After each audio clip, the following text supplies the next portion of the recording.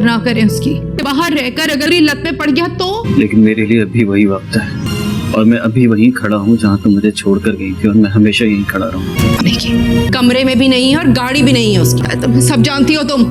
उसका ख्याल, उसकी सोचें सब कुछ बदल गई थी। मिट करा उसके दिमाग में दोबारा जिंदा किया। शादी का एक डिनर मेरी तरफ से कि अपने काबू में कर लिया होना चाहिए पूरा, इसीलिए मेरा तुमसे मिलना बहुत ही ज्यादा लाजिम और नकाब ड्रामे के आने वाले के साथ में अब आप लोग देखने जा रहे हैं कि अब बिलाल है, अब वो ज़ारा को बार बार समझाने की कोशिश कर रहा है, लेकिन ज़ारा है जो अब घर वालों की बातों में इस कदर उलझ चुकी है कि वो अपना घर बसाने के लिए कुछ भी कर गुजरेगी।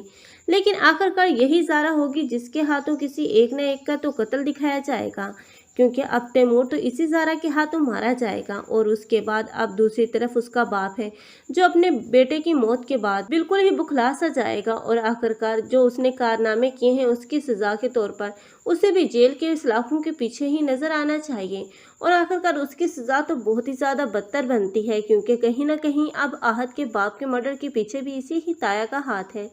लेकिन अब ईमान है, अब आहत जब उसे पता चलेगा कि जो कुछ भी ईमान के साथ हुआ था वो सब कुछ इसी तैमूर ने किया था, तब तैमूर का चेहरा तो बेनकाब हो ही जाएगा। लेकिन तैमूर के जान से जाने के बाद तब आहत को भी पछतावा होगा, लेकिन वो ईमान के पास जाएगा और उससे माफ़ी मांग, लेकिन ईमान तब उसे कभी माफ़ नहीं करेगी। लेकिन ज़ारा है जिसने सारी ज़िंदगी तो अपने भाई की ज़रा परवाह नहीं की और ना ही उसकी खुशियों की कदर की, बल्कि वो अपने ही शोहर के पीछे भागती रही और आखिरकार इसी शोहर को अपने हाथों से मार डालेगी।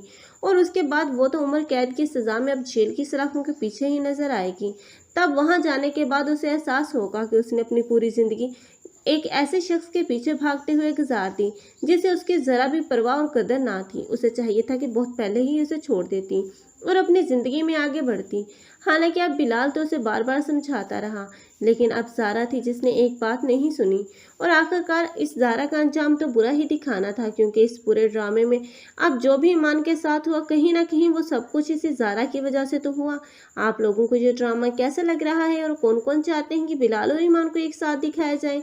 कमेंट सेक्शन में अपनी कीमती राय के इज़हार लाजमी करें।